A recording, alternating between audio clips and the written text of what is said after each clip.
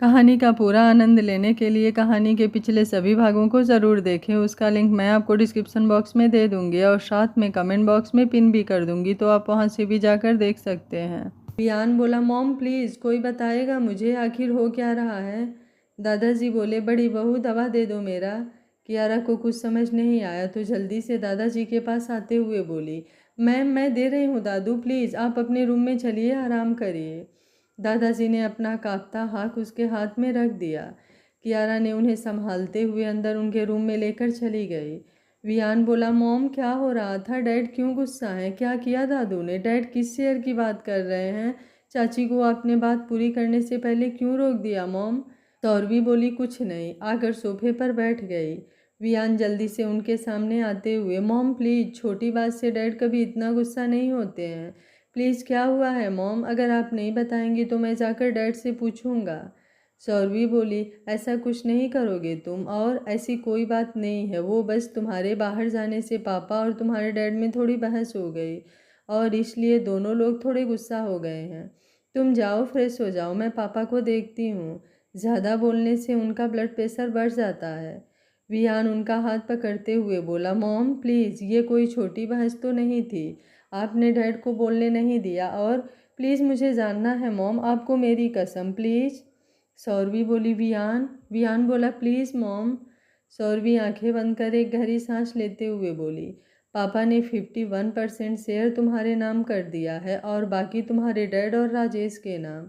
वियान उनका हाथ छोड़ते हुए, वाट, लेकिन क्यों, इसकी क्या ज़रूरत थी, और मुझे नहीं चाहिए कोई 50% शेयर, तो दादू ने ऐसा क्यों किया।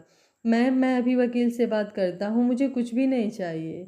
सौरभी जल्दी से उसका हाथ पकड़ते हुए, वियान छोड़ो, वो सब जो होना था हो चुका है, कुछ देर में सब नॉर्मल हो जाएगा, मैं तुम्हारे डैड से बात कर लूँगी, सब ठीक हो जाएगा, तुम जाओ फ्रेश हो जाओ, मैं नाश्ता तुम्हारे रूम में भिजवा दे रही हूँ।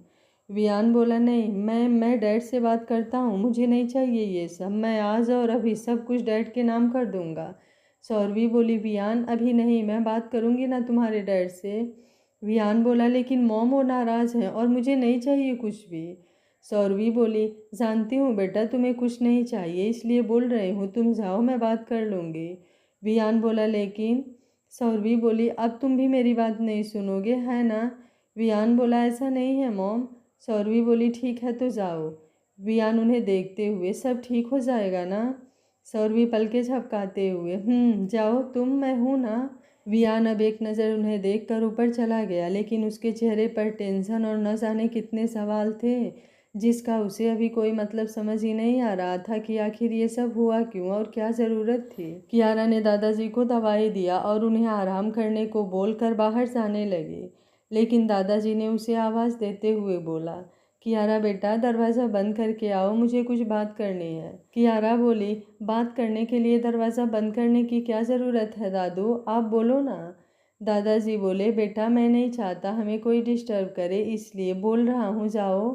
कियारा कुछ सोचते हुए बोली, ओके, और दरवाज़ा बंद करके दादाजी के सामने आकर बैठ गई। दादाजी उसका हाथ अपने हाथ में पकड़ते हुए बोले, पहले प्रॉमिस करो, मैं जो बात तुम्हें बताने जा रहा हूँ उसे ध्यान से सुनोगी और समय आने पर एक सही फैसला लोगी। कियारा बोली, ऐसी भी कौन सी बात है दादू जो आप। दादाजी बोले, पहले प्रॉमिस करो कियारा। कियारा बोली, प्रॉमिस, मैं आपकी बातों को समझूंगी और एक सही फैसला लूँगी। दादाजी ने उसका हाथ छोड़ दिया और आंखें बंद करते हुए एक गहरी सांस लेकर बोले, वियान शिव और बड़ी बहू का बेटा नहीं है। कियारा झटके से उठते हुए बोली, वाट, शायद शायद मैंने कुछ गलत सुन लिया, क्या कहा आपने। दादाजी उसे देखते हुए बोले, बैठ जाओ, तुमने बिल्कुल सही सुना, बड़ी बहू चाहती है ये बात वियान को कभी पता न चले, लेकिन आज मैंने प्रॉपर्टी में थोड़ा सा चेंज किया और घर का ये हाल है। मैं कोई बदलाव नहीं करना चाहता था, लेकिन कुछ दिनों से घर का बदलता माहौल मुझे कुछ अच्छा नहीं लगा। शिव का वियान पर बार बार नाराज़ और अपनी मनमानी करना, इसलिए मुझे मजबूरी में ये सब करना पड़ा। कियारा के कान में बस साँ साँ की आवाज़ आ रही थी, इतनी बड़ी बात और वियान को कैसे नहीं पता कि वो। दादाजी बोले, तुम जानना नहीं चाहोगी, वियान शिव और बड़ी बहू का बेटा नहीं है तो कौन है, और मैंने इतना बड़ा फैसला कैसे लिया। कियारा क्या बोले कुछ समझ में नहीं आ रहा था, वो तो अभी भी पूरी तरह से शौक में थी। कि ये सच है या बस उसे सुनाई कुछ का कुछ दे रहा है। कियारा रूम में आई तो दरवाजे पर वियान से टकरा गई, लेकिन बोला कुछ नहीं, बस एक नज़र उसे देखकर अंदर चली गई। वियान कंफ्यूज्ड होकर उसे देखते हुए, तुम ठीक हो? कियारा बोली वियान बोला, ठीक है, दादू को मैं देखकर आ रहा हूँ। कियारा बोली नहीं। वियान ने घूमकर उसे देखा तो वो उसे ही देख रही थी। वियान बोला, आर यू ओके? कियारा बोली वो मैं कह रही थी कि दादू दवा खाकर आराम कर रहे हैं, तो अभी डिस्टर्ब करना ठीक नहीं है, उनकी तबीयत भी थोड़ी ठीक नहीं है। वियान उसे ध्यान से देख रहा था। आते वक्त तो उससे गुस्सा थी और कल रात भी दोनों में अच्छी खासी बहस हुई थी, लेकिन अभी वो नॉर्मल है। कैसे? आखिर चल क्या रहा है इसके दिमाग में? कियारा बोली, वो मैं चेंज करने जा रही हूँ, तुम मुझे हॉस्पिटल छोड़ देना। वियान उसे रोकते हुए बोला, एक सेकेंड। कियारा ने उसकी तरफ देखा। वियान उसका सर छूते हुए, तुम्हें बुखार है? कियारा बोली, वाट? वियान बोला, आई थिंक तुम्हें खुद को चेक करना चाहिए, ये जो तुम्हारे मूड स्विंग होते हैं। कियारा सर झटक कर अलमारी से टॉवल लिया और बिना आगे उसकी बात सुने बाथरूम में चली गई। वियान खुद से बोला, यहाँ आखिर हो क्या रहा है? घर में पहले डैड, मॉम, दादू, चाची का बहस, और अब ये। आखिर मैं पागल हूँ या सब मिलकर मुझे बनाना चाहते हैं पागल? कुछ तो चल रहा है वियान, जो तुझे नहीं पता। कुछ देर बाद दोनों नीचे आ गए। वियान बोला, मॉम डैड कहाँ हैं? सौरवी बोली, वो ठीक है, तुम दोनों नाश्ता करो, ऑफिस नहीं जाना तुम्हें? वियान बोला, लेकिन डैड। सौरवी बोली, सब ठीक है वियान, शाम तक सब ठीक हो जाएगा। फिर कियारा को देखा जो काफ़ी ध्यान से उन्हें ही देख रही थी। कोई इतना नॉर्मल कैसे हो सकता है, जैसे कुछ हुआ ही नहीं हो। सौरवी बोली, कियारा तुम्हें हॉस्पिटल नहीं जाना बेटा? कियारा बोली, नहीं, मैं बस। सौरवी बोली, आराम से जाना और जल्दी आना, रास्ते भर लड़ने की कोई ज़रूरत नहीं है। वियान ने कियारा को देखा जो अब चुपचाप अपना नाश्ता कर रही थी, फिर सौरवी को देखते हुए बोला, मॉम। सौरवी बोली, सब ठीक है वियान, और जो नहीं है वो भी हो जाएगा। कुछ चीज़ें समय पर छोड़ देनी चाहिए। वियान अब कुछ नहीं बोला क्योंकि कोई फ़ायदा नहीं था, सौरवी अब उसे कुछ नहीं बताने वाली। कुछ देर में दोनों ने थोड़ा बहुत नाश्ता किया और घर से बाहर निकल गए। वियान गाड़ी चला रहा था, लेकिन उसके दिमाग में इस समय पता नहीं कितनी बातें चल रही थी और कियारा बीच बीच में उसे ध्यान से देख रही थी। इतनी बड़ी बात वो आखिर कैसे नहीं जानता। वियान ने उसे खुद को ऐसे देखते देखा तो उसकी तरफ देखा, लेकिन कियारा ने उसके देखने से पहले ही चेहरा घुमा लिया और बाहर देखने लगी। उसने ऐसा शो किया जैसे कुछ हुआ ही नहीं। वियान कुछ देर देखने के बाद बोला, कुछ हुआ है? कियारा बोली, नहीं। वियान बोला, घर में जो कुछ हुआ उसकी वजह से तुम परेशान हो, या फिर मैं आज तुम्हें कुछ ज़्यादा ही हॉट लग रहा हूँ जो कब से मुझे घूरे जा रही हो? कियारा खुद से बड़बड़ाई, ये इंसान कभी नहीं सुधर सकता है, वही कुछ ज़्यादा सोच रही थी। वियान 2 मिनट बाद बोला, मुझे भी समझ नहीं आ रहा है, दादू ने इतना बड़ा फैसला अचानक से क्यों किया और मुझे किसी ने बताया भी नहीं, मॉम ने भी डैड से बात नहीं करने दिया, और अब? कियारा बोली, दादू ने इतना बड़ा फैसला किया है तो कुछ सोच समझ कर ही किया होगा। वियान बोला, तुम्हें कैसे पता सोच समझ कर किया होगा? और मुझे तो समझ नहीं आ रहा है आखिर ये सब करने की ज़रूरत ही क्या है? मुझे कोई शेयर नहीं चाहिए। फिर भी वो। कियारा ने एक नज़र उसे देखा लेकिन फिर कुछ नहीं बोली। वियान किसी को फ़ोन लगाते हुए बोला, यस मिस्टर माथुर, वियान राजवंश, मैंने जितने भी पेपर बोले थे 1 घंटे में सब कुछ मुझे मेरे टेबल पर चाहिए।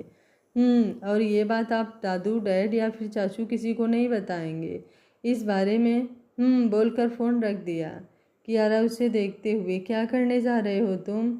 वियान बोला, तुम्हारे समझ में नहीं आएगा। कियारा बोली, लेकिन अगर दादू ने जो कुछ भी किया है तो तुम थोड़ा सा तो इंतज़ार कर सकते हो, इसमें इतना परेशान होने वाली कौन सी बात है? और ज़रूरी होता तो माँ तुम्हें कुछ तो बताती। वियान बोला, जस्ट चिल, तुम्हारा हॉस्पिटल आ गया, अगर शाम को मुझे लेट हो जाए तो तुम विद्युत के साथ घर चली जाना, बाकी मुझे इस बात पर कोई बहस नहीं चाहिए। कियारा ने एक नज़र उसे देखा और अपना बैग लेकर बाहर जाने लगी। वैसे भी वो उसके फैसले में क्या ही बोल सकती थी, और अचानक से उसके ज़्यादा बोलने से वो 10 सवाल करेगा जिसका शायद उसके पास अभी कोई जवाब नहीं था। वियान ने उसे जाते हुए देखा तो कुछ सोचते हुए बोला, एक सेकेंड। कियारा ने कन्फ्यूज होकर उसकी तरफ देखा तो वियान उसकी तरफ झुकते हुए बोला, इतना मेरे ऊपर ध्यान लगाओगी तो प्यार हो जाएगा डॉक्टर, जो तुम करना नहीं चाहती, इसलिए बच कर रहो। और अपनी नज़रों की बगावत को संभाल कर कब चेहरे से फिसल कर दिल में बस जाएगा पता भी नहीं चलेगा। वो लाई विंग किया तो कियारा उसे घूरते हुए बाहर निकल गई। वियान ने उसे गुस्से में साते हुए देखा तो आंखों पर गॉगल लगाते हुए मुस्कुराहट के साथ गाड़ी को दूसरी तरफ घुमा लिया। कियारा अपने केबिन में आई और बैग सामने चेयर पर रखकर गुस्से से बैठते हुए बोली, आखिर अपने आप को समझता क्या है? प्यार और वियान राजवंश से बिल्कुल भी नहीं। अरे मैं तो उसकी भलाई के लिए बोल रही थी, लेकिन नहीं, कुछ लोगों को अच्छी चीज़ें रास कहाँ आती हैं। सोनाक्षी उसकी तरफ पानी का गिलास बढ़ाते हुए, ओह हेलो देवी जी, यहाँ कोई आपके आसपास है, इस बात का भी थोड़ा ध्यान दीजिए। आप तो पता नहीं किस दुनिया में गोते लगा रही हैं। कियारा ने उसकी तरफ देखा और पानी का गिलास लेकर एक सांस में सारा पानी पीकर आंखें बंद कर लिया। सोनाक्षी बोली, सुबह सुबह सब ठीक है ना? कहीं फिर से तुमने वियान से लड़ाई तो नहीं किया? वैसे केतन बता रहा था कल तुम दोनों अग्निहोत्री हाउस में थे, ये चमत्कार कैसे हो सकता है? वियान इतना चेंज, कहीं उसे तुमसे प्यार तो नहीं हो गया और अब वो फैमिली को पटाने में बिजी है। कियारा बोली, हो गया बकवास तो चुप रहो और जाओ यहाँ से अपना काम करो। एक तो पहले से ही मेरा दिमाग खराब है और उसके बाद तुम सबको प्यार प्यार प्यार। यार इसके अलावा दुनिया में कुछ नहीं होता क्या? जो जिसको जब देखो तब बस एक ही नाम जपता रहता है। जाकर पूछो हॉस्पिटल में कितने लोग हैं जिन्हें प्यार की ज़रूरत है या दवा की। 100 में से 100 लोग सिर्फ यही बोलेंगे उन्हें सही दवा की ज़रूरत है। दुनिया में ऐसे लाखों करोड़ों अरबों लोग मिल जाएंगे जिनकी पहली दूसरी तीसरी और कुछ की तो आखिरी विश भी प्यार नहीं होगी। बस ज़रूरतें होती हैं लोगों की और कुछ भी नहीं। और तुम जैसे कुछ लोगों ने इस प्यार के नाम को भगवान बना कर रखा हुआ है। काश कोई दवा होती जो लोगों के दिमाग से ये प्यार का भूत उतार देती। सोनाक्षी उसे देखकर समझने की कोशिश कर रही थी। आखिर सुबह सुबह इसे हुआ क्या है? केतन ने तो बताया सब नॉर्मल था, लेकिन इस समय उसे देखकर बिल्कुल नहीं लग रहा है। वो तो वियान के नाम पर उसे रोज़ परेशान करती थी, लेकिन आज कुछ और ही लग रहा है। 1 हफ्ते हो चुके थे और इन 1 हफ्तों में ऐसा कुछ हुआ जिसमें कुछ लोगों की ज़िंदगी बिखरने के लिए तैयार थी, तो कुछ की नई शुरुआत होने वाली थी। और ये शुरुआत पॉजिटिव थी या नेगेटिव, ये वक्त के हाथ में था। रात को 12 बजने वाले थे, लेकिन वियान का अभी तक कोई पता नहीं था। 1 हफ्ते से उसके बिहेवियर में पहले से ज़्यादा चेंजेस हुए थे। वो बात बात पर गुस्सा या फिर बहस करने के बजाय शांत और खामोश हो गया था। किसी से ज़्यादा बात भी नहीं करता, घर देर से आकर ऑफिस सबके उठने से पहले ही निकल जाता। कियारा से भी ज़्यादा बात नहीं करता, हाँ या ना में जवाब देकर बात वहीं ख़त्म कर देता। उसके दिमाग में इस समय क्या चल रहा है फ़िलहाल में किसी को समझ नहीं आ रहा था। कियारा रूम में बार बार घड़ी देख रही थी, फिर दरवाजे को, लेकिन कोई फ़ायदा नहीं। वियान का फ़ोन भी नहीं लग रहा था और उसे अब समझ नहीं आ रहा था इतनी रात को वो गया तो गया कहाँ। और पिछले 1 हफ्ते से जो कुछ भी हो रहा था उसकी वजह से उसे नींद भी नहीं आ रही थी। 10 मिनट बाद उसके रूम का दरवाज़ा खुला तो उसकी नज़र झटके से दरवाजे पर चली गई, लेकिन वियान को जैसे कोई फ़र्क ही नहीं पड़ा। वो वैसे ही अंदर आया और बिना उसकी तरफ देखे जैकेट उतार कर सोफे पर रखा और बाथरूम में चला गया। कियारा ने ऊपर देखकर एक गहरी सांस लिया और आंखें बंद करते हुए खुद से बड़बड़ाई, ये कहाँ फंसा दिया आपने भगवान, और मैं ही क्यों? 10 मिनट 15-20 मिनट हो गए। बाथरूम से लगातार पानी गिरने की आवाज़ आ रही थी, लेकिन वियान अभी तक बाहर नहीं आया। कियारा अब उसका इंतज़ार करते करते थक गई, तो बालकनी में आकर खड़ी हो गई और बाहर सामने अंधेरे को देखने लगी। आज उसे इस अंधेरे में भी सुकून लग रहा था, लेकिन अपने अंदर बने अंधेरे में उतना ही तूफान चल रहा था जो उसे एक एक सेकंड उलझा रहा था। क्या करे क्या ना करे कुछ भी समझ नहीं आ रहा था, तो आंखों को बंद कर लिया। कुछ देर बाद वियान चेंज करके बाहर आया। 2 मिनट बाद उसके कान में आवाज़ आई, ये क्या बदतमीज़ी है, तुम्हें टाइम नहीं दिख रहा है? वियान बोला, सो जाओ और कल से तुम्हें मेरा इंतज़ार करने की कोई ज़रूरत नहीं है और किसी के कहने पर तो बिल्कुल मत करना। फिर उसकी तरफ घूमते हुए बोला, और अगर तुम खुद से करना चाहो तो भी मत करना। कियारा बोली, मम्मा मुझे मुझे इन सब में कोई इंटरेस्ट नहीं है। वो तो माँ परेशान थी और तुम्हारा इंतज़ार कर रही थी, इसलिए तुम्हें दिख नहीं रहा है क्या कि वो तुम्हारी वजह से कितना परेशान है? वियान बोला, उसकी तुम्हें फ़िक्र करने की कोई ज़रूरत नहीं है। कियारा बोली, तुम किसी और की गलती की सज़ा किसी और को नहीं दे सकते हो। ये सब जो कुछ भी हुआ उसमें उनकी क्या गलती है जो तुम। वियान उसकी तरफ ध्यान से देख रहा था लेकिन बोला कुछ भी नहीं। कियारा खुद को शांत करते हुए बोली, सुबह माँ से बात कर लेना, बोलकर जाने लगी। वियान ने उसका हाथ पकड़ा और हल्का सा अपने पास खींचते हुए बोला, कल को वियान राजवंश के पास कुछ नहीं होगा, कुछ भी नहीं। तुम्हें प्रॉब्लम थी ना, और मैं जल्द ही तुम्हारी उस प्रॉब्लम को जड़ से ख़त्म कर दूंगा।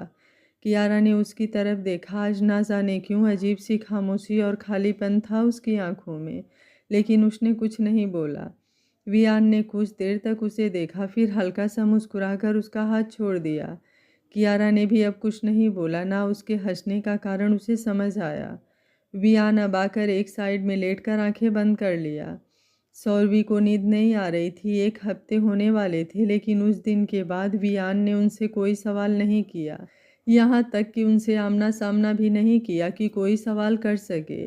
तो क्या वो सब कुछ भूल गया। ऑफिस में भी इन दिनों काफ़ी कुछ बदलाव हुए, जिसका पूरा नहीं तो कुछ तो खबर उन्हें भी है। आखिर चल क्या रहा है उसके दिमाग में, जो वो अचानक से इतना खामोश और शांत हो चुका है। शिवराज जब उन्हें देखते देखते थक गए तो एक गहरी सांस लेकर खुद को शांत करते हुए बोले, आप सो रही हैं या रात भर जागने वाली हैं? और अगर हाँ तो लाइट ऑफ कर दीजिए, मुझे सोना है, नींद आ रही है। सौरभी उन्हें देखते हुए, आपने वियान से बात किया, कुछ कहा उसने? इस समय वो इतना बिजी क्यों है? ऑफिस में तो बात होगी ना आपकी उससे। शिवराज उठकर बैठते हुए 2 मिनट बाद बोले, सच में सौरवी, आपके कहने पर आज तक मैंने वही किया जो आपने कहा, और आज भी मैं वही कर रहा हूँ। क्या पापा को या आपको मेरे ऊपर भरोसा नहीं था? अगर मैं उस लड़की को चेक करना चाहता था तो क्या गलत था? वो मेरे बेटे के लिए अगर सही है तो मुझे कोई प्रॉब्लम नहीं है, लेकिन फिर भी पापा ने इतना सब कुछ किया। आपको सच में कोई आइडिया भी है पापा के एक फैसले ने मुझे कहाँ से कहाँ ला दिया? आज ऑफिस के सब लोग मुझे ऐसे देख रहे हैं जैसे मैं कुछ हूँ ही नहीं। शिवराज, राजवंश मजाक बन गया है। फिर भी आप, और अगर आप भूल गई हैं तो सब कुछ अच्छे से याद कर लीजिए। इतिहास फिर से दोहराया जा रहा है। बोल करवट लेकर आंखें बंद करते हुए बोले, लाइट ऑफ कर दीजिए, अब मुझे इस बारे में कोई बात नहीं करनी है, और उम्मीद है आप भी नहीं करेंगी। दूसरे दिन वियान उठकर तैयार हो रहा था और कियारा ध्यान से उसे देख रही थी।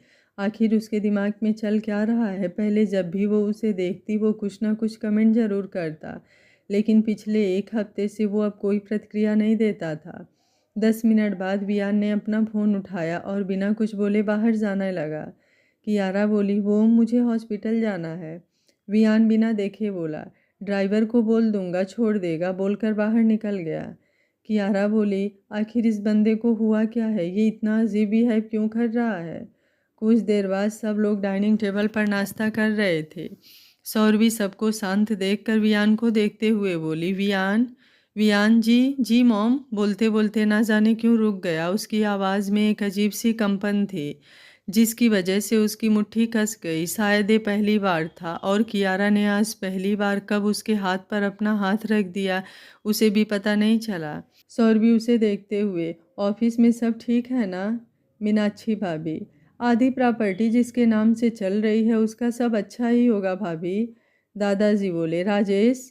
राजेश मीनाक्षी को घूरते हुए शांत रहने को बोले तो वो उठकर गुस्से में अंदर चली गई। सौरवी बोली, वियान। वियान बोला, जी मॉम, सब ठीक है। शिवराज बिना कुछ बोले अपना नाश्ता कर रहे थे। विद्युत कियारा को फिर वियान को देखते हुए बोला, भाई आप आज फ्री हैं तो हॉस्पिटल आ जाओ, बोर्ड की मीटिंग होगी तो आपकी ज़रूरत होगी। वियान बोला, नहीं तुम उसे हैंडल कर लो, मैं आज नहीं आ सकता हूँ, कुछ इम्पोर्टेंट है, और अब से वहाँ की मीटिंग तुम ही हैंडल करोगे। विद्युत बोला, लेकिन भाई मैं कैसे, मैं तो बस। वियान ने उसकी तरफ देखा तो वो चुप होते हुए बोला, ठीक है, कोशिश करूँगा। शिवराज बोले, मेरा हो गया राजेश, मैं बाहर इंतज़ार कर रहा हूँ, आ जाना, बोलकर जाने लगे। वियान उन्हें देखते हुए बोला, डैड क्या मैं आपके साथ चल सकता हूँ प्लीज़, बस आज। शिवराज ने सौरवी की तरफ देखा जो उन्हें हाँ करने का इशारा कर रही थी। शिवराज बोले, आराम से आ जाओ, मैं बाहर हूँ, बोलकर बाहर निकल गए। वियान ने कियारा को देखा तो उसे याद आया और उसने जल्दी से उसका हाथ छोड़ दिया। वियान अब उठते हुए बोला, बाय एवरीवन और तेज़ी से बाहर निकल गया। डाइनिंग टेबल पर 2 मिनट शांति के बाद वापस से सब अपना अपना नाश्ता करने लगे, लेकिन सौरवी के चेहरे का रंग थोड़ा सा फीका पड़ चुका था और वही हाल दादाजी का भी था। कियारा को समझ नहीं आ रहा था कहीं वियान को सब कुछ पता तो नहीं चल गया, लेकिन कैसे? दादाजी अभी उसे कुछ बताएंगे नहीं और बाकी लोग भी तो फिर ये सब क्या है? वियान बाहर आकर गाड़ी में बैठा तो शिवराज ड्राइवर को देखते हुए चलने को बोलकर बाहर देखने लगे। वियान बोला, डैड।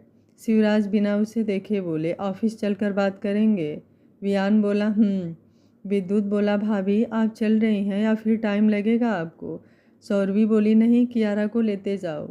दादाजी बोले, तुषार कहाँ है? विद्युत बोला, पता नहीं दादू, कल हॉस्पिटल भी नहीं आया, शायद किसी दोस्त के एंगेजमेंट में गया है। दादाजी बोले, लोगों को जिम्मेदारी लेनी भी नहीं है और अगर किसी को दिया जा रहा है तो भी प्रॉब्लम है, क्यों राजेश? राजेश बोला, सॉरी पापा। दादाजी बोले, ये सॉरी तुम मुझसे नहीं अपनी बीवी और बेटे को बोलते तो ज़्यादा बेहतर होता और मेरे फैसले पर सवाल खड़ा करने के बारे में एक नहीं 10 बार सोचते। सौरवी उन्हें बीच में रोकते हुए बोली, पापा। दादाजी अब कुछ नहीं बोले। कुछ देर बाद विद्युत ड्राइविंग करते हुए कुछ न कुछ बोले जा रहा था और कियारा चुपचाप बाहर देखते हुए कुछ सोच रही थी। विद्युत गाड़ी हॉस्पिटल के बाहर रोकते हुए बोला, आ गई हमारी मंजिल। कियारा कुछ सोचते हुए बोली, क्या तुम कुछ देर के लिए मेरी जगह किसी और को ड्यूटी शिफ्ट कर सकते हो? विद्युत बोला, सब ठीक है, आप कहीं जा रही हैं? कियारा बोली, वो एक इम्पॉर्टेंट काम याद आ गया है, मैं ऑटो से चली जाऊंगी, तुम बस यहाँ का सामान लेना और किसी से बताना बिल्कुल मत कि मैं हॉस्पिटल में नहीं हूँ। बोल बैग लेकर बिना विद्युत की कोई बात सुने गाड़ी से उतरकर सामने से ऑटो लिया और वहाँ से निकल गई। विद्युत सर झटकते हुए बोला, आखिर हो क्या रहा है? पहले दादू ने इतना सब कुछ किया, उसके बाद डैड, भाई और अब सच में मेरा घर कम और सीआईडी का सीरियल ज़्यादा लग रहा है। ऑफिस में वियान शिवराज के सामने एक फाइल रखते हुए बोला, इसमें मेरे नाम की अब तक की सारी प्रॉपर्टी है जो मैंने आपके नाम कर दिया है। अब आपको मॉम से या फिर दादू से गुस्सा होने की कोई ज़रूरत नहीं है।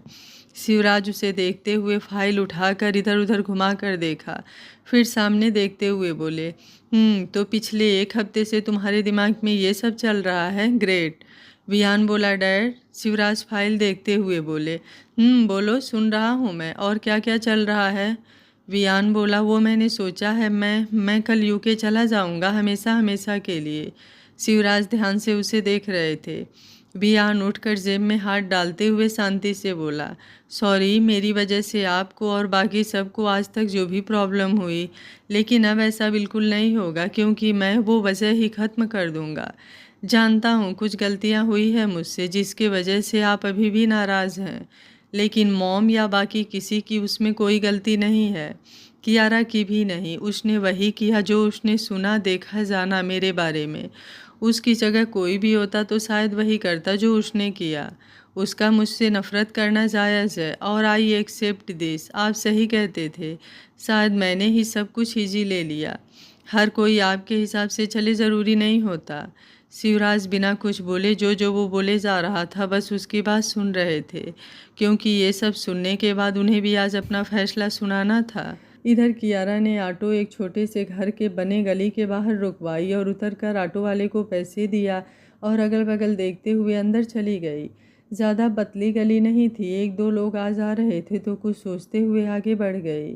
शाम को विद्युत का फ़ोन 2 बार बजकर कट चुका था, उसने ध्यान नहीं दिया, तीसरी बार बजा। वियान का नंबर फ्लैश होता देख डॉक्टर खन्ना विद्युत को देखते हुए बोले, मिस्टर जूनियर राजवंश, बॉस का फ़ोन है। विद्युत ने अब टेबल पर वाइब्रेट हो रहे अपने फ़ोन को देखा तो झटके से फ़ोन उठा लिया, लेकिन अभी कुछ बोलता कि उधर से वियान की गरजती हुई आवाज़ आई, कहाँ थे? फ़ोन क्यों नहीं उठा रहे हो? और कियारा कहाँ है और उसका फ़ोन ऑफ क्यों आ रहा है? क्या तुम मुझे बता सकते हो तुम्हारे हॉस्पिटल में तुम्हारे नाक के नीचे से आखिर हो क्या रहा है? सब लोग अपनी मनमानी कर रहे हैं और तुम टाइम पास कर रहे हो क्या? इसलिए तुम्हें जिम्मेदारी दिया गया है। विद्युत आज कितने दिन बाद वियान की इतनी गुस्से वाली आवाज़ सुन रहा था तो थोड़ी राहत हुई। उसका भाई आज कितने दिन बाद, चलो ठीक है, वरना तो वो पता नहीं क्या क्या सोच रहा था। उसे कुछ ना बोलता सुनकर वियान और भड़कते हुए बोला, विद्युत समझ नहीं आ रहा है क्या बोल रहा हूँ? विद्युत बोला सॉरी भाई, वो मैं बस। वियान बोला जस्ट शट योर माउथ, विद्युत कियारा से बात करवाओ, गो फास्ट। विद्युत उठकर गिरते पड़ते भागते हुए बोला बस 2 मिनट भाई, बस जा रहा हूँ। शिवराज वियान को ध्यान से देख रहे थे, जो उनके केबिन में कान पर फ़ोन लगाकर टेंशन से यहाँ से वहाँ चक्कर लगा रहा था। विद्युत कियारा के रूम में गया, लेकिन वहाँ कोई नहीं था। सुबह से वो एक के बाद एक काम में इतना ज़्यादा बिजी हो गया था कि उसने ध्यान ही नहीं दिया कि वो वापस आई या नहीं। लेकिन अब वियान को क्या जवाब दे, ये बिल्कुल समझ नहीं आ रहा था। अगर उसने उसे ये बताया कि सुबह से कियारा हॉस्पिटल आने के बजाय कहीं और जाने के लिए निकल गई है तो, और केबिन देखकर तो यही लग रहा है कि वो सुबह से शायद अभी तक हॉस्पिटल नहीं आई हैं। और अगर उसने ये बात अपने भाई को बता दिया तो उसका भाई, जो आज वापस से अपने पुराने अवतार में आ चुका है, उसके साथ पता नहीं क्या करेगा। वियान ने अब अपने फ़ोन को घूरा, क्योंकि उधर से अभी तक विद्युत ने कियारा से कोई बात नहीं करवाया था और ना ही उसकी आवाज़ उसने सुना था। शिवराज कॉफ़ी का कप उठाकर पीते हुए बोले, आई थिंक पापा ने उसे सब कुछ बता दिया है। वियान का सर अब उनकी तरफ घूम गया और विद्युत के इतने देर कुछ ना बोलने से उसने फ़ोन काट कर जेब में डाल लिया। वैसे ये सोचने वाली बात तो थी, उस दिन से कियारा के बिहेवियर में काफ़ी चेंजेस आए हैं।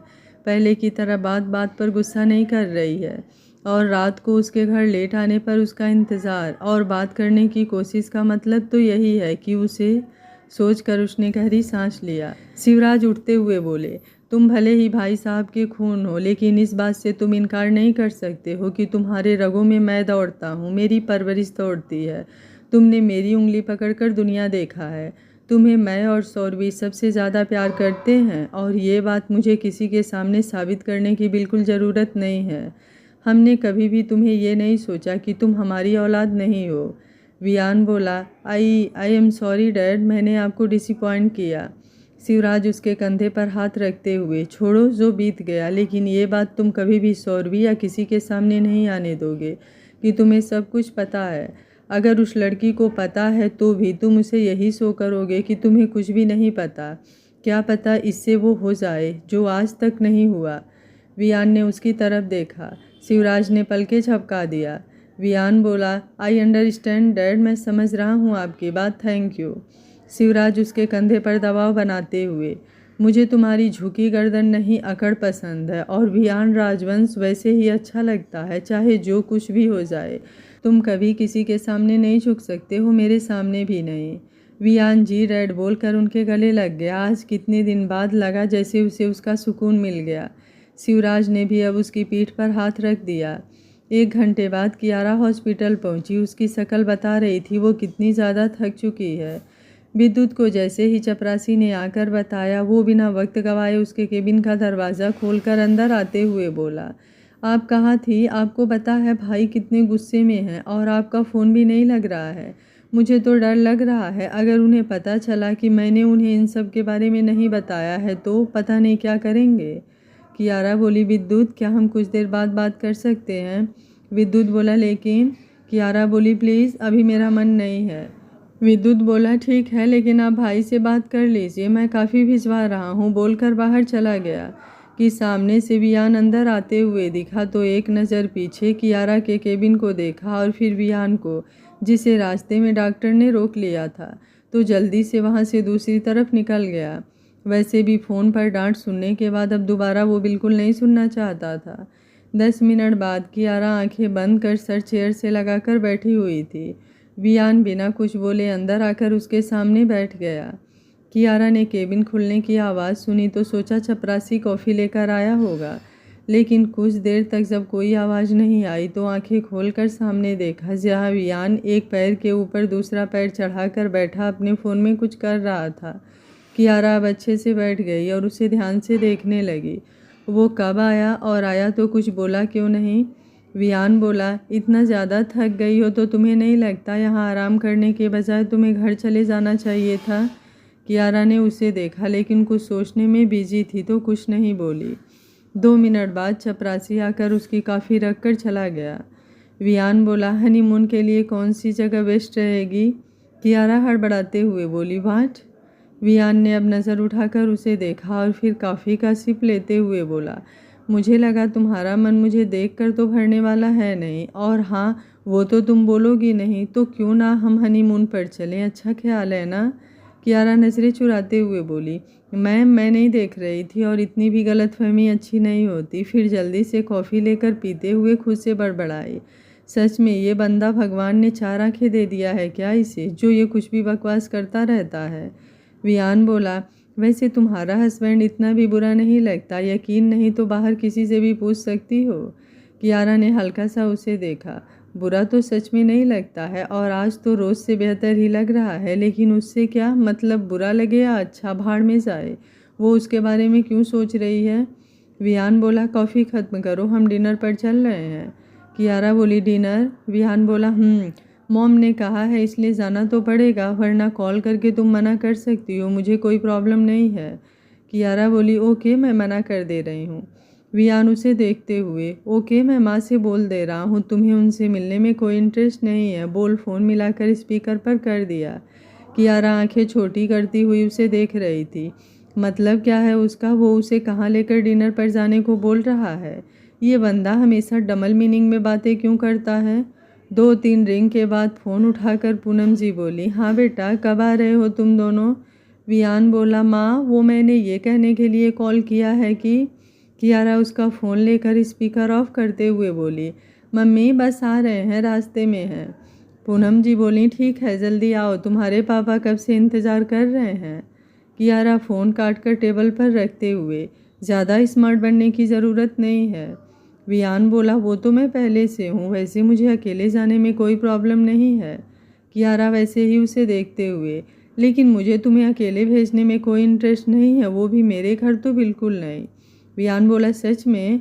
कियारा बिना कुछ बोले अपना बैग लेकर बाहर निकल गई। वियान ने एक नज़र उसके केबिन को देखा और उसके पीछे बाहर निकल गया। कुछ देर बाद वियान ने मार्केट में गाड़ी रोकी और बाहर उतर गया। कियारा अगल बगल देख रही थी, ये यहाँ क्यों उतरा। 10 मिनट बाद वियान अंदर आया तो उसके हाथ में ढेर सारे गुलाब के फूल थे और उसे उसने हिफाजत से पीछे रखा और एक नज़र कियारा को देखकर गाड़ी स्टार्ट करते हुए बोला, ये तुम्हारे लिए तो बिल्कुल नहीं है, ये किसी स्पेशल के लिए हैं। कियारा बोली, I don't like, so don't worry. Vian बोला, अंगूर ना मिले तो अंगूर खट्टे, कहावत तो सुनी होगी। बोल हल्का सा उसे देखकर सामने देखने लगा। कियारा उसे घूर रही थी। वियान बिना उसे देखे बोला, वैसे मुझे नज़र में भरने का ये तरीका भी सही है। कियारा अब इरिटेट होते हुए बाहर देखने लगी। फालतू में वो कुछ भी सोच रही थी, ये बंदा कभी नहीं बदल सकता है। वियान और कियारा घर पहुंचे तो अनिल और पूनम उन्हीं का इंतज़ार कर रहे थे। वियान सारा फूल पूनम जी को देते हुए बोला, आपके लिए इससे बेहतर मुझे नहीं लगा कि मैं कुछ दे सकता हूँ। पूनम जी बोली, इसकी क्या ज़रूरत थी बेटा। वियान बोला, ज़रूरत क्यों नहीं थी, आपने बेटा बोला है और एक बेटा इतना तो कर ही सकता है। बोल उनके पैर छूकर गले लगते हुए धीरे से बोला, वैसे आपकी बेटी चल रही है। पूनम ने कियारा को देखा जो अनिल से बात करने में बिजी थी, तो हंसते हुए बोले, वो तो दिख रहा है मुझे। अनिल बोले, क्या चल रहा है भाई, और तुम मेरी बीवी को फूल देकर ऐसे नहीं पटा सकते बरखुरदार। वियान बोला, मैं ऑलरेडी पटा चुका हूँ। बोल कियारा को देखा। कियारा उसे इग्नोर करते हुए बोली, मम्मी मैं चेंज करके आ रही हूँ। पूनम बोली, लेकिन जल्दी आओ, मैं तुम्हारी अदरक वाली चाय बना देती हूँ। कियारा बोली, पूनम पीछे से बोली, किट्टू। कियारा ने पलटकर उनकी तरफ देखा तो पूनम आगे बढ़कर उसे फूल देते हुए बोली, अपने रूम में रख देना। कियारा बोली, लेकिन ये आपके लिए है। पूनम जी बोली, हाँ तो अब मैं तुम्हें दे रही हूँ ना, ले जाकर रख दो। कियारा उनके हाथ से फूल लेकर अपने रूम में चली गई। वियान अनिल से बात करने में बिजी था। केतन ऑफिस गया था, अभी नहीं आया था, तो घर में वैसे भी शांति थी। पूनम जी किचन में चली गई। कियारा ने फूल को लाकर टेबल पर रखा और कपड़े लेकर बाथरूम में चली गई। वियान अनिल से कुछ देर बात करने के बाद किचन में चाय बनाने चला गया, लेकिन पूनम उसे फ्रेश होकर आने को बोल कियारा के रूम में भेज दिया। कुछ देर बाद अनिल बोले, कितने अच्छे लग रहे हैं दोनों साथ में, मुझे तो लगता है हम ही वियान को गलत समझ रहे थे, इतना बुरा भी नहीं है, वो किट्टू के लिए सही है। पूनम जी बोली, चलिए कम से कम आपको पसंद तो आया, बस अब आपकी बेटी को भी वो थोड़ा सा पसंद आ जाए, उसके बाद भगवान से कुछ नहीं चाहिए, दोनों बच्चे अपने अपने लाइफ में सेट हो जाएं। वियान आकर ड्रेसिंग टेबल में खुद को देखने में बिजी था। अच्छा खासा तो लगता हूँ, तो फिर कियारा उसे भाव क्यों नहीं देती? लुक भी अच्छा है, अच्छा खासा हैंडसम है, पैसा है, पावर है। कियारा चेंज करके बाहर निकली तो नज़र सामने टेबल पर रखे फूल पर गई। आज जहाँ रख तो वहाँ की शोभा बढ़ा रहा है, कल वही फूल कचरा बन जाएगा। वियान बोला, इतना पसंद आ गया तो बोलना चाहिए था। कियारा ने उसे देखा और आगे बढ़ते हुए बोली, मैं ये सोच रही थी कि किसी को तोड़ना कितना आसान होता है और जोड़ना इम्पॉसिबल। वियान बोला, आज के समय में कुछ भी इम्पॉसिबल नहीं, बस कोशिश पूरे दिल दिमाग से होनी चाहिए। कियारा बोली, जैसे तुम करने की कोशिश कर रहे हो मेरे मम्मी पापा और फैमिली के साथ, और शायद तुम कामयाब भी हो रहे हो। वियान उसे देखते हुए, नेगेटिव की जगह पॉजिटिव सोच कर देखो, तुम्हारी सोच बदल जाएगी। कियारा बोली, कुछ चीज़ें कभी नहीं बदलती, बस कुछ वक्त के लिए आंखों का धोखा होता है। वियान बोला, धोखा? फिर मुस्कुराते हुए बोला, जिंदगी बहुत छोटी है कियारा वियान राजवंश, और अब तुम्हारे नाम को मैंने अपने नाम से जोड़ लिया है, जो तुम चाह कर भी नहीं हटा सकती हो। तो मैं बस इतना ही कहूँगा, एक बार सब छोड़कर वर्तमान को देखकर सोचो और जीने की कोशिश करो, उसके बाद देखना सब कुछ कितना खूबसूरत होगा। कियारा ने उसकी आंखों में देखा जहाँ वो उसे ही देख रहा था, तो नज़र हटाते हुए बोली, मुझे इन सब में कोई इंटरेस्ट नहीं है, और इतिहास भुलाने वाले वर्तमान खराब कर लेते हैं और फिर उनका भविष्य कुछ नहीं होता।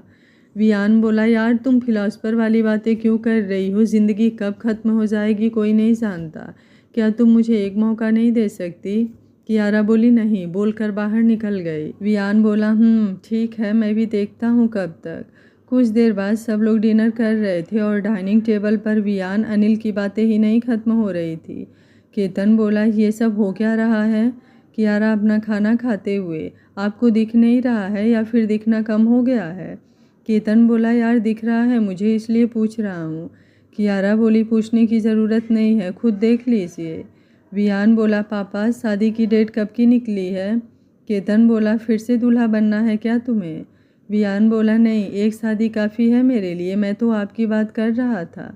केतन ने उसे घूरा तो वो स्माइल करते हुए बोला, मैं सोच रहा हूँ मुझे आना पड़ेगा, तो पहले ही बता दीजिए, हम दोनों आकर हेल्प करवा देंगे। केतन बोला, वियान राजवंश, और हेल्प कोई ज़रूरत नहीं है, हम अपनी हेल्प खुद कर लेंगे, तुम्हारी कोई ज़रूरत नहीं है। अनिल बोले, ऐसे कैसे ज़रूरत नहीं है, और तुम शांत रहो, एक काम तो ठीक से करना है। नहीं वियान, मैं बता दूंगा बेटा तुम्हें, तुम टेंशन मत लो, बस तुम दोनों आ जाना वही बहुत, और राजवंश साहब को भी बोल देना पूरी फैमिली को आना है। केतन ने कियारा को देखा तो उसने कंधे उचका दिए और अपना खाना खाने लगी। वैसे भी सिचुएशन देखकर उसने इन सब में ना बोलने में ही अपनी भलाई समझी। वैसे भी वियान ने जिस हिसाब से उसकी पूरी फैमिली को पटाया था, उसका कुछ भी बोलना खतरे से खाली बिल्कुल नहीं था, और अपनी बेइज्जती करवाने से अच्छा है शांत रहो। कुछ देर बाद छत पर केतन बोला, यार क्या चल रहा है इसका? कियारा बोली, भाई आपको दिख नहीं रहा है या जानबूझकर मुझसे पूछ रहे हो? जो हो रहा है आपके सामने ही हो रहा है। केतन बोला, किट्टू यार तुझे नहीं लग रहा है ये ज़्यादा हो रहा है? कियारा बोली, पता नहीं, लेकिन जो भी हो फिलहाल में हम दोनों के हाथ में कुछ भी नहीं है। केतन बोला, मतलब तुम उसके साथ रहने के लिए तैयार हो? कियारा सामने देखते हुए बोली, पता नहीं।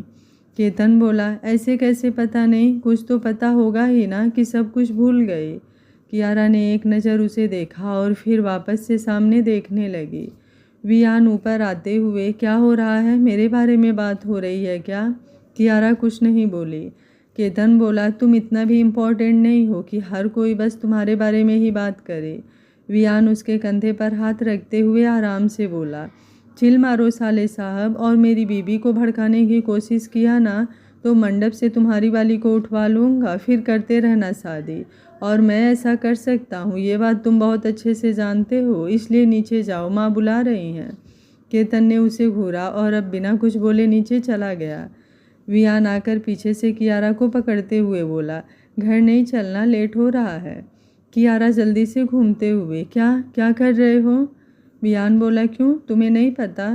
कियारा बोली, देखो ज़्यादा स्मार्ट बनने की ज़रूरत नहीं है। और वियान उसकी तरफ बढ़ते हुए, और क्या? कियारा बोली, दूर रहो मुझसे। वियान बोला, क्यों, नज़दीकी से डर लग रहा है कि कहीं मेरे प्यार में ना पड़ जाओ? कियारा हंसते हुए बोली, ये सब बकवास चीज़ों में मुझे कोई इंटरेस्ट नहीं है, तुम मुझसे ऐसा कुछ भी एक्सपेक्ट मत करना। वियान बोला तुम मुझसे कर लो ना। कियारा बोली ऐसा कोई ख्वाब नहीं है मेरा। वियान बोला हकीकत बना लो, ख्वाब देखने के लिए बाकियों को छोड़ दो। कियारा बात घुमाते हुए बोली यूके कब जा रहे हो? वियान बोला तुम्हें कुछ ज़्यादा जल्दी नहीं है मुझे भेजने की, तुम चलो तो आज ही चलो। डैड ने बोला है अगर तुम मेरे साथ जाओगी तभी मुझे जाने की परमिशन मिलेगी, वरना। कियारा बोली वाट? वियान बोला बिल्कुल सही सुना तुमने। बोल एक हाथ आगे करके चेहरे पर आ रहे बालों को साइड कर दिया। कियारा बोली तुम? वियान उसे रेलिंग से लगाकर दोनों तरफ हाथ रखकर उसे ब्लॉक करते हुए बोला शादी के बाद लोग हनीमून पर जाते हैं, घूमते हैं, फिरते हैं, मस्ती करते हैं, और तुम मुझे खुद से दूर भेज रही हो। ये कुछ ज़्यादा नाइंसाफ़ी नहीं हो रही है? कियारा उसे देख रही थी। सच में ये इंसान इतना मिस्टीरियस क्यों होता जा रहा है? जितना वो समझने की कोशिश करती है नेक्स्ट टाइम कुछ और ही बनकर आ जाता है। 2 दिन पहले उसकी तरफ देख भी नहीं रहा था और शाम से कुछ ज़्यादा ही हनीमून की पड़ी है। 2 महीने में उसे 200 रंग दिखा चुका है, कौन सा सही कौन सा गलत, आखिर हो क्या रहा है? वियान ने उसे इस तरह खुद को देखते देखा तो हल्का सा उसके सर पर किस कर लिया। कियारा की आंखें ना चाहते हुए भी इससे एहसास से बंद हो गईं। ये कुछ तो अलग था, एक सुकून भरा जिसका उसे कुछ समझ नहीं आया तो झटके से आंखें खोल उसे देखा जो उसे ही देख रहा था। उसकी करीबी से आती भीनी भीनी सी परफ्यूम की खुशबू जो उसके सांसों में घुल रही थी। क्या था ये सब? आखिर हो क्या रहा है उसे? वियान ने उसके चेहरे पर अब कोई गुस्सा नहीं देखा तो वो बस शांत भाव से उसे देख रही थी। तो राहत महसूस करते हुए बोला घर चलें, मॉम वेट कर रही होंगी, 2 कॉल आ चुका है। कियारा बिना कुछ बोले उसे वहीं छोड़कर जल्दी से नीचे चली गई। वियान बोला थैंक यू, बचा लिया भगवान, मुझे तो लगा था पिट जाऊंगा लेकिन बच गया, थैंक गॉड। कुछ देर बाद दोनों अनिल और पूनम से परमिशन लेकर घर के लिए निकल गए। कियारा शांति से बाहर देख रही थी। वियान बीच बीच में उसे देख ले रहा था लेकिन कियारा ने अब उसे एक बार भी नहीं देखा। उसके दिमाग में इस समय पता नहीं कितना कुछ चल रहा था जिसका जवाब उसे अभी तक नहीं मिला था। आगे क्या होगा इस कहानी में जानने के लिए देखते रहिए कहानी का अगला भाग। और आज का पार्ट आपको कैसा लगा आप मुझे कमेंट बॉक्स में ज़रूर बताइएगा। वीडियो पसंद आ रहा है तो वीडियो को लाइक शेयर एंड चैनल को सब्सक्राइब कर लीजिएगा। Thank you for watching. मिलते हैं कहानी के अगले भाग में।